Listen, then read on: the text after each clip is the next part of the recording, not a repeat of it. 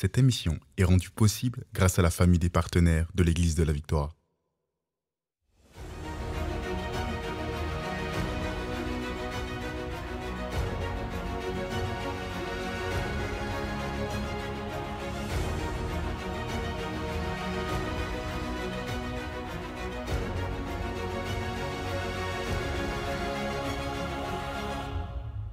Gloire à Dieu et bienvenue à ce moment dans la parole de Dieu. Aujourd'hui, gloire à Dieu, on va découvrir les profondeurs de cette alliance que nous avons en Jésus-Christ, cette alliance de l'abondance. Un sujet qui a été très rarement prêché dans le corps de Christ parce qu'on a eu peur de dire la vérité. On a peur souvent de s'affirmer parce que, bref, le diable essaie de nous intimider. Mais gloire à Dieu, aujourd'hui, nous avons la victoire sur la peur et je vais vous prêcher la parole de Dieu et je crois que vous allez découvrir ce que Dieu a toujours voulu pour l'enfant de Dieu.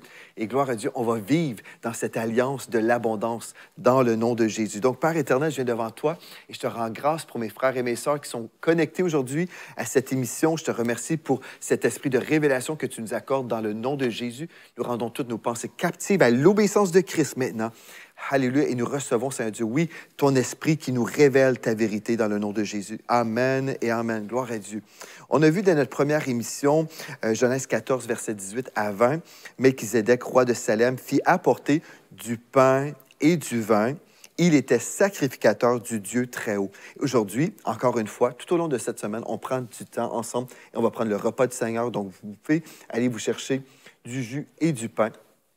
Et on va prendre le repas du Seigneur. On va toujours se remémorer, en fait, ce que Jésus a fait pour nous. Et on retrouve, en fait, au verset 19 de Genèse 14, il bénit Abraham, donc le sacrificateur Melchizedek bénit Abraham et dit, « Béni soit Abraham par le Dieu très haut, maître du ciel et de la terre. Béni soit le Dieu très haut qui a livré tes ennemis entre tes mains. » Et Abraham lui donna la dîme de tout. Donc, Abraham a remis au prêtre, en fait, au sacrificateur Melchizedek, il a remis sa dîme. Gloire à Dieu pour le début de la dîme qu'on retrouve justement bien avant la loi. Gloire à Dieu, bien avant la loi. Des fois, les chrétiens, aujourd'hui, disent « Ah, la dîme, en fait, c'était quelque chose qui a été instauré pendant la loi et cette chose-là, elle est terminée. » Et en fait, ça, c'est un mensonge que le diable a semé dans le corps de Christ pour nous voler de notre alliance, cette alliance de l'abondance que nous avons en Jésus-Christ. La dîme a précédé la loi, a été là pendant la loi et aussi après la loi, parce que la dîme, elle est toujours rattachée à la prêtrise. En fait, la dîme est toujours rattachée au sacerdoce. Et on retrouve avant la loi que Melchizedek était un sacrificateur. Sous la loi, certainement, on retrouve les Lévites. Et aujourd'hui, dans cette nouvelle alliance, nous avons encore un sacrificateur et son nom est Jésus-Christ. Alléluia. Il intercède auprès du Père pour nous aujourd'hui et on peut l'honorer avec nos dîmes et nos offrandes et nos aumônes. On peut vraiment reconnaître vraiment l'Éternel Dieu comme étant notre source en toutes choses en remettant à Jésus-Christ nos dîmes. Et vous allez dire, bien, comment est-ce qu'on peut faire ça? Bien, c'est dans notre Église locale, dans la maison de Dieu. Christ est la tête de l'Église. Il est le chef de l'Église.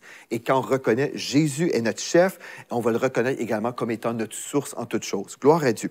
Et on a vu dans Galates 3, 29, si vous êtes à Christ, vous êtes donc la postérité d'Abraham, héritier selon la promesse. Galates 3, 13 et 14, on a vu que nous avons été rachetés de la malédiction qui règne dans notre monde, la malédiction de la loi, afin que la bénédiction d'Abraham eût pour les païens, donc son accomplissement en Jésus-Christ. On a vu ça donc hier. On a vu 1 Corinthiens 10, verset 16, la confirmation que la coupe de bénédiction que nous bénissons n'est-elle pas la communion au sang de Christ? Le pain que nous rompons n'est-il pas la communion au corps de Christ? Gloire à Dieu, on a tout vu ça. Alléluia. Et hier, on a vu que Dieu n'a jamais destiné les siens à vivre dans la pauvreté, dans la malédiction de la pauvreté. Ça n'a jamais été le cœur de Dieu pour ses enfants, qu'on vive dans le manque. Et la preuve, c'était le Jardin d'Éden. Quand Dieu a créé Adam et Ève, il n'a pas créé Adam et Ève dans la maladie, dans le manque, dans la pauvreté, mais ils étaient pourvus à tous les niveaux. Maintenant, vous dites, Pasteur Joël, je crois tout ça, c'est super. Maintenant, comment puis-je aujourd'hui me connecter à cette alliance? Bien, on fait premièrement de Jésus le Seigneur de notre vie. Donc, on passe de la mort à la vie. Nous devenons enfants de Dieu. Okay? On devient enfants de Dieu. Mais après, une chose très importante qu'on a souvent ignorée dans le corps de Christ parce que personne ne voulait le dire, ou très peu de personnes voulaient l'annoncer. En fait, le début, en fait, de notre de notre marche dans cette bénédiction, dans cette alliance, implique un cœur intègre. L'intégrité compte énormément pour Dieu. J'aimerais vous dire, l'intégrité est hyper importante. Donc, on va voir comment Dieu évalue l'intégrité. Il commence avec les choses les plus basiques, les plus faciles à identifier. Et je vais vous le prouver bibliquement. Et on va voir aujourd'hui comment on peut être intègre et comment, en fait, on peut commencer à vivre dans cette bénédiction de l'Éternel. OK. Luc 16, verset 11 nous dit, « Si donc vous n'avez pas été fidèles dans les richesses injustes, qui vous confiera les véritables? » Donc, le texte nous dit, en fait, si on est incapable d'honorer les principes élémentaires de Dieu concernant les finances, qui va vous confier les véritables richesses de Dieu, là? Si vous êtes infidèle là, et admettons, vous voulez devenir un grand prédicateur, vous voulez prier pour les malades, vous voulez vivre la gloire de Dieu, mais vous refusez d'honorer Dieu dans vos finances. Vous êtes un voleur, admettons, et vous volez Dieu dans vos dîmes, admettons. Vous ne lui remettez pas ce qui lui appartient, mais vous consommez ça pour vos désirs propres à vous. Dieu va dire, il y a un problème ici, là. Tu ne fais pas les choses de base, et là, tu veux faire des exploits en mon nom. Faut revenir toujours et voir, sommes-nous intègres, premièrement? Sommes-nous dans l'intégrité financière? Je relis le texte, c'est Luc 16, verset 11. « Si donc vous n'avez pas été fidèles dans les richesses injustes de ce monde-là, qui vous confiera les véritables richesses? » OK. Donc, Jésus examinait les offrandes. Il y a des gens qui disent, c'est pas important, les finances, c'est pas vraiment quelque chose d'important pour Dieu. Ce qui compte pour Dieu, c'est notre cœur. Ce qui compte pour Dieu, c'est notre cœur, mais notre cœur, en fait, va toujours nous indiquer ce qu'on aime. Notre vie va indiquer ce qu'on aime vraiment. Nos finances vont révéler ce que nous aimons. Si vous regardez vos dépenses et vous voyez constamment, je ne sais pas, vous investissez dans le cinéma, le popcorn, toutes sortes de boissons, vous allez faire toutes sortes d'activités sportives et vous investissez très, très peu dans votre église locale, dans le royaume de Dieu. Je ne sais pas, vous mettez votre argent dans ce que vous aimez.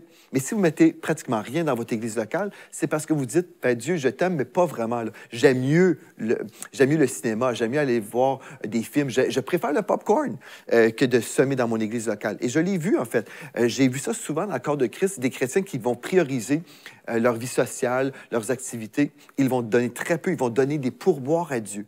Imaginez ça, donner des pourboires à Dieu plutôt que de le reconnaître comme étant leur source. Donc, Jésus examinait ça. Pour lui, c'était très important. Et je vais vous le prouver. Marc 12, versets 41 à 44. Jésus s'étant assis vis-à-vis du tronc, donc juste à côté du panier d'offrandes où les gens venaient faire des offrandes. Jésus s'étant assis vis-à-vis du tronc, il regardait comment la foule y mettait de l'argent. Donc, Jésus était là, il regardait. Plusieurs riches mettaient beaucoup. Il vint aussi une pauvre veuve. Elle y mit 2 petites pièces faisant 1/4 de sou. Alors Jésus, ayant appelé ses disciples, leur dit, « Je vous le dis en vérité, cette pauvre veuve a donné plus qu'aucun de ceux qui ont mis dans le tronc. Car tous ont mis de leur superflu, mais elle a mis de son nécessaire. Tout ce qu'elle possédait, tout ce qu'elle avait pour vivre. » Elle avait vraiment donné à Dieu, même si c'était des miettes. C'était des miettes, mais c'est ce qu'elle avait. Elle a donné avec amour pour Dieu. Et Jésus a remarqué ça. Elle aimait vraiment son Dieu.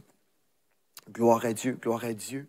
Là où est ton cœur, là où est ton trésor, là sera ton cœur. N'est-ce pas vrai ça? Si la maison de Dieu, c'est mon trésor, bien mon cœur va l'exprimer également. Le psaume 84, au verset 11, au verset 12, le texte nous dit « Car l'Éternel Dieu est un soleil et un bouclier. L'Éternel donne la grâce et la gloire. Il ne refuse aucun bien à ceux qui marchent dans l'intégrité. » Voyez-vous, l'intégrité et le fait que Dieu pourvoit, c'est vraiment rattaché ensemble. Je vais reprendre le texte. Écoutez bien ceci. Pour Dieu, c'est tellement important. Parce que pour qu'on bénéficie de cette alliance de l'abondance, Dieu veut confier cette abondance aux personnes intègres, pas aux personnes malhonnêtes, pas aux personnes qui volent Dieu même. Donc, si on vole Dieu, si on n'a aucun respect pour notre Dieu, on ne le reconnaît pas comme étant notre source, bien, ça peut être très, très grave parce que si je ne reconnais pas que Dieu est ma source, Je suis ma source à ce moment-là. Et si les circonstances de la vie impliquent un chemin tortueux, je dois être comme malhonnête, je dois être malhonnête pour arriver financièrement parce que là, ben, je ne sais pas, j'ai des factures, je n'arrive pas à payer ces choses-là. Donc, puisque déjà je ne respecte pas Dieu, je ne le reconnais pas comme étant ma source, bien, je vais m'organiser humainement pour payer mes comptes, admettons, et peut-être je vais même emprunter un chemin qui n'est pas le chemin de Dieu. Donc, Dieu ne confiera pas son abondance à des personnes comme ça, des personnes qui ne marchent pas dans l'intégrité. Donc, il se cherche un peuple intègre. Le texte, c'est dans le psaume 84 au verset 11 ou le verset 12, dépendamment des traductions. L'Éternel Dieu est un soleil, donc il est notre source. Le soleil est comme la source de la vie. Hein? Le soleil fait pousser tout ce qu'on peut voir. Donc l'Éternel Dieu est un soleil et un bouclier, donc il nous protège. L'Éternel donne la grâce, donc c'est la faveur, et la gloire. Il ne refuse aucun bien, ou dans la version King James, no good thing, rien de bon. Il ne refuse rien de bon à ceux qui marchent dans l'intégrité. Donc, il faut être une personne intègre. Proverbe 28, verset 6 maintenant. Proverbe 28, verset 6. Mieux vaut le pauvre qui marche dans son intégrité que celui qui a des voies tortueuses, qui est riche.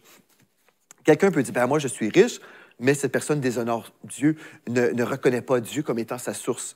Mais Dieu nous dit, c'est pas qu'on doit être pauvre ici, mais le texte dit, mieux vaut être pauvre qui marche, mieux vaut le pauvre qui marche dans son intégrité que celui qui a des voies tortueuses et qui est riche. Donc, en gros, c'est très important pour le Seigneur Jésus qu'on soit des personnes intègres. Donc, gloire à Dieu. Est-ce que vous êtes une personne intègre? Si vous dites, Pasteur Joël, je pense que je n'ai pas été dans l'intégrité financière parce qu'on ne m'avait jamais enseigné là-dessus. Ou une autre raison, c'est peut-être vous étiez dans la crainte, peut-être vous étiez dans la peur de manquer. Vous avez dit, ben moi, je ne peux pas faire ça, je ne peux pas honorer Dieu avec les dîmes parce que ben, je vais être dans le manque.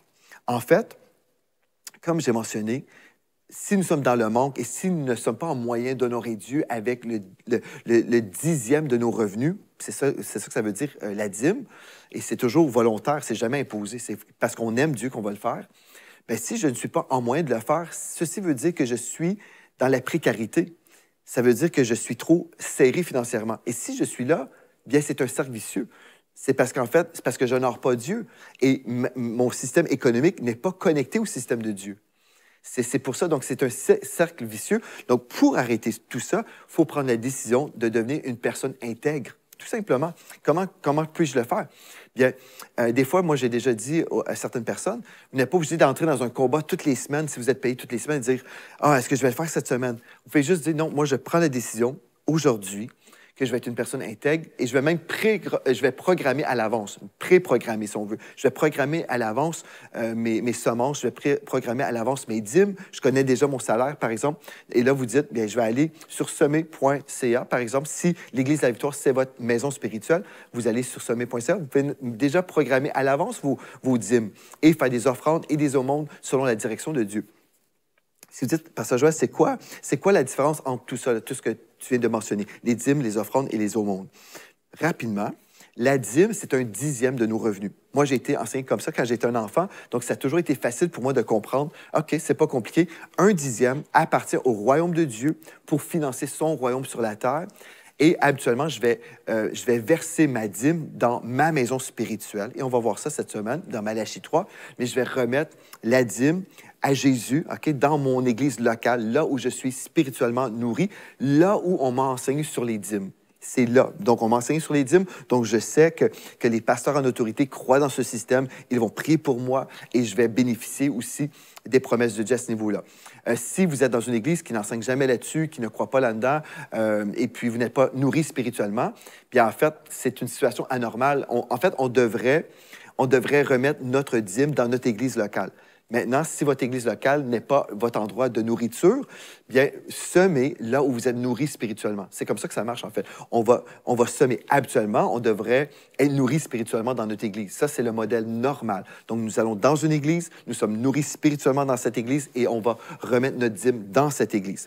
Maintenant, il peut y avoir des exceptions parce qu'il y a des églises qui n'enseignent pas ce que je vous dis aujourd'hui. Et puis, voilà. Mais en gros, ça, c'est les dîmes. Et en fait, c'est vraiment un dixième de notre salaire, de nos revenus, qui sont réservés pour le saint service de Dieu Et qui va bénéficier de cette nourriture spirituelle? Ce n'est pas Dieu, c'est l'enfant de Dieu. Donc, c'est moi, je vais pouvoir manger cette nourriture spirituelle pour croître spirituellement. Donc, Dieu est bon, il dit, je vous réserve ça, mais en fait, c'est même pour vous. Vous comprenez? Parce que c'est vous, vous allez en bénéficier. Gloire à Dieu. Donc, ça, c'est les dîmes. Ensuite, il y a les offrandes. Ça, c'est des montants qu'on va semer. Et là, il y a la loi de la multiplication qui embarque. Donc, il y a vraiment cette loi de multiplication qui arrive lorsqu'on sème dans un terrain. Par exemple, il y a une campagne de dons et puis vous avez à cœur de faire une semence. On ne parle pas des dîmes. La dîme, ça va à notre église locale. Mais après, les offrandes, c'est là où je vais semer dans une vision et je vais dire, oui, je crois dans telle vision et voilà, je vais semer dans cette vision-là. Ensuite, les aumônes, on va aider les défavorisés, les personnes dans le besoin. Par exemple, quelqu'un, admettons, je vais juste prendre un chiffron, OK? Quelqu'un qui gagnerait 800 $ par semaine, admettons, OK? La personne dit, bon, pour moi, 800 $, c'est simple, je vais remettre à l'Éternel 80 $ comme dîme. Ça, c'est simple. Maintenant, quelqu'un dirait, mais je veux aussi soutenir le ministère de Victoire Musique. Moi, je suis béni, ou les lives de guérison. J'ai à cœur de faire une offrande. Maintenant, c'est au-delà du 80. Là, ça serait, admettons, je vais donner 10 $ en tant que semence. Et quelqu'un dirait aussi, bien, je veux aussi soutenir les personnes dans le besoin. Je veux faire un don humanitaire. Donc, je vais faire maintenant une aumône pour les enfants à Butembo, par exemple. Donc, même sur le site semer.ca, vous avez l'endroit pour faire vos semences, donc vos dîmes, vos offrandes et vos aumônes. Les 3 avenues sont là. Vous pouvez le faire. Et vous pouvez même préprogrammer tout ça toutes les semaines si vous voulez, pour préprogrammer votre intégrité, pour dire, je suis une personne vraiment fidèle au Seigneur et intègre dans les voies de Dieu. Donc, ça, c'est des choses qu'on peut faire. Vous comprenez? C'est quelque chose qu'on peut se décider bien à l'avance pour ne pas être dans un combat. Parce que le diable, lui, il veut toujours nous faire peur et nous dire, écoute, tu ne vas pas pouvoir faire ça. Et toutes les semaines, est-ce que je devrais le faire ou non? Et si vous n'avez pas été comme inculqué dans les voies de Dieu comme moi je l'ai été, vous allez peut-être vous retrouver dans un combat toutes les semaines et vous allez dire, est-ce que je vais faire confiance à Dieu cette semaine? Est-ce que Dieu va vraiment prendre soin de moi? Et là, vous êtes dans l'inquiétude et, est-ce que je le fais cette semaine ou non? Et là, ça va être compliqué. Mais si vous dites, non, moi, je prends la décision aujourd'hui, je vais honorer Dieu, je vais honorer la parole de Dieu. Dieu est ma source, je me connecte. Et là, je veux juste vous rappeler, en fait, de ce que j'ai dit. En fait, la dîme, c'est notre connexion au système économique de Dieu. C'est ça. Donc, j'ai dit, j'ai un téléphone, je peux brancher mon téléphone, mais il y a plusieurs chrétiens qui s'imaginent être branchés parce qu'ils se branchent ici, OK? Ils se branchent là, mais ils ne sont pas connectés au système économique de Dieu parce qu'ils ont refusé de reconnaître que Dieu était leur source. Donc, ils n'ont pas de source, là. Il n'y a pas de source, mais ils travaillent comme ça. Ils vont confesser la parole, mais s'ils ne remettent pas leur dîme à l'Éternel, bien, ils sont déconnectés spirituellement. Donc, il n'y a pas de percée. C'est pour ça qu'il y a plusieurs chrétiens qui sont dans le désordre spirituel sur le plan financier. Mais si je comprends, OK, donc je me connecte et après avoir remis ce qui appartient à Dieu, là, je peux commencer à faire des offrandes et là, voir des récoltes. Et je peux faire des aumônes également et je vais voir ce que Dieu va faire pour me bénir en retour. Donc, établissons la base. La première chose, c'est que la malédiction règne dans notre monde. Okay? Donc, il peut y avoir comme une pluie, comme j'expliquais hier, une pluie de malédiction. Mais là, je sors le parapluie de Dieu, okay? De la bénédiction, en remettant la dîme à l'Éternel. Donc, nous pouvons nous connecter au système économique céleste en reconnaissant l'économie céleste, premièrement. Je reconnais que cette économie existe. Et en choisissant d'honorer Dieu, le Dieu de l'économie céleste. Écoutez bien ceci, ce que Jésus a dit dans Matthieu 6, verset 24. Matthieu 6, verset 24. Jésus a dit, « Nul ne peut servir 2 maîtres. Nul ne peut servir 2 maîtres, car ou il haïra l'un et aimera l'autre, ou il s'attachera à l'un et méprisera l'autre. Vous ne pouvez servir Dieu et Mammon. » Dans certaines traductions, nous lisons, « Vous ne pouvez pas servir l'argent et Mammon. » Ce n'est pas ça que le texte dit. Le texte nous parle de Dieu et de Mammon. En fait, c'est 2 dieux-là. Dieu l'éternel Dieu de la Bible, et Mammon. Mammon, c'était le dieu des finances des Philistins. Donc, on doit comprendre, le dieu des finances, c'était Mammon pour les Philistins, et l'Éternel, c'est le Dieu de la provision du peuple d'Israël. Le texte nous dit, choisissez là, quel Dieu vous voulez, là, celui des Philistins ou celui d'Israël. Et on peut choisir aujourd'hui le Dieu d'Israël. Dans Proverbe 3, verset 9, nous lisons, dans la version Louis II, donc Proverbe 3, versets 9 et 10, le texte nous dit « Honore l'Éternel avec tes biens et avec les prémices » ou la première part, selon la version Parole de vie. Donc, avec la première part de tout ton revenu, et alors tes greniers, dans le second 21, alors tes greniers seront abondamment remplis. Tes greniers, vous vous rappelez, on a parlé de ça dans la première émission. Les greniers, dans Deutéronome 28, nous parlent en fait de nos économies. Donc, alors tes greniers seront abondamment remplis et tes cuves ou tes pressoirs déborderont de vin nouveau. En gros, honorer l'Éternel et la bénédiction va se manifester. C'est ça que le texte nous dit. Honorer l'Éternel et la bénédiction de l'Éternel va se manifester dans votre vie. Maintenant, on va se poser la question, est-ce que j'ai vraiment choisi d'honorer Dieu dans ma vie? Est-ce que je l'ai vraiment fait? Si je suis dans le manque aujourd'hui, est-ce que je fais ce que Dieu me dit de faire pour bénéficier de cette alliance de l'abondance? Agée, chapitre 1, versets 5 à 7. Écoutez bien, c'est tellement important de voir ça, là, ce qu'on va voir ensemble. Ça va vraiment vous aider. Ainsi parle l'Éternel des armées. Ainsi parle maintenant l'Éternel des armées. Considérez attentivement vos voies. Vous semez beaucoup et vous recueillez peu. Vous mangez et vous n'êtes pas rassasiés. Vous buvez et vous n'êtes pas désaltérés. Vous êtes vêtus et vous n'avez pas chaud. Le salaire de celui qui est à gage tombe dans un sac percé. Ainsi parle l'Éternel des armées. Considérez attentivement vos voies. Remarquez, il y a des chrétiens qui sont comme ça, là. Vous semez beaucoup, mais vous recueillez peu. Pourquoi? Parce qu'on ne travaille pas de la bonne façon, vous comprenez? On sème, on ne peut pas semer, on peut, mais ce n'est pas ça qui va amener la bénédiction dans nos choses. Il y a des chrétiens qui mélangent leur semence au monde. Il y a des gens qui vont donner la valeur de leur dîme aux orphelins. Ça, c'est du désordre spirituel. Dieu ne veut pas qu'on fasse ça. Premièrement, on va reconnaître Dieu, on va remettre notre dîme à l'Éternel Dieu dans notre église locale ou là où nous sommes nourris spirituellement. On va honorer Dieu. Ensuite, on va faire des offrandes. Ensuite, on va faire des aumônes. On ne devrait pas mélanger tout ça et puis s'imaginer que tout ira bien. Considérez attentivement vos voies. Demain, on va poursuivre et on va vraiment voir l'ordre divin des finances, l'ordre divin, et on va activer en fait cette bénédiction dans nos vies. Gloire à Dieu, gloire à Dieu.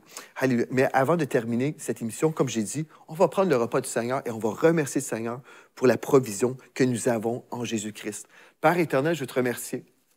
Je veux te remercier pour ta parole. Je veux te remercier, Seigneur Dieu, parce que quand on lit ta Bible, quand on lit ta parole, on voit, Seigneur, que tu nous as tout expliqué. Et Seigneur, il y a tellement de manque, tellement d'ignorance dans notre monde parce que plusieurs ont refusé de dire la vérité. Mais aujourd'hui, je me tiens là et je veux t'honorer, Seigneur Dieu, comme étant ma source, la source de ce ministère. Et je veux prier pour mes frères et mes sœurs qui sont dans la foi avec moi, qui disent, Seigneur, tu es notre source, tu es ma source. Et aujourd'hui, comme je crois en toi et comme je t'honore, Seigneur Dieu, comme étant ma source, je crois dans cette alliance. Et toutes les promesses qu'on a vues cette semaine, je les reçois par la foi. Je reçois ces promesses de provision, ces promesses de guérison. Je reçois tout ça à cause de l'œuvre de la croix. Aujourd'hui, on élève le repas du Seigneur et on le prend par la foi. Prenez le pain avec moi.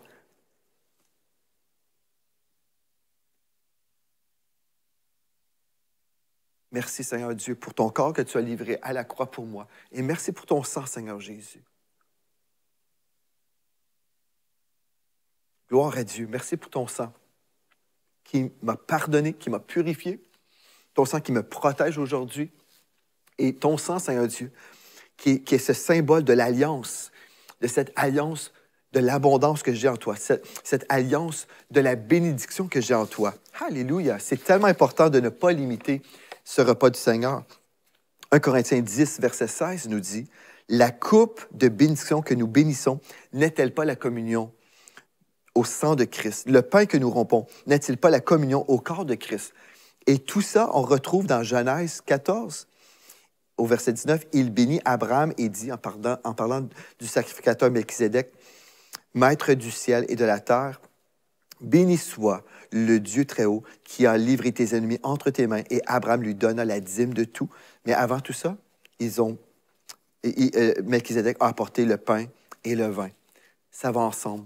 Ça va ensemble, cette alliance. Quand on parle du repas du Seigneur, c'est rare que les gens vont parler de la dîme en même temps. Mais c'est ça qu'on retrouve dans la parole de Dieu, parce que c'est une reconnaissance de notre source. Et aujourd'hui, je déclare, L'Éternel Dieu est notre source. Il prend soin de tous nos besoins selon sa richesse avec gloire en Jésus-Christ. On poursuit demain. Ce rendez-vous à ne pas manquer. Et d'ici à demain, rappelez-vous de ceci. En Jésus, vous êtes richement bénis. Vous êtes bénis par les messages révolutionnaires de l'Église de la Victoire. Prenez part à cette œuvre qui transforme des milliers de foyers en visitant dès aujourd'hui semer.ca. Devenez un partenaire mensuel ou un bâtisseur ou paramétrez vos dons de façon automatique en toute discrétion et sécurité. 100% de ce que vous semez sert à annoncer l'Évangile. Merci de croire avec nous. Semer.ca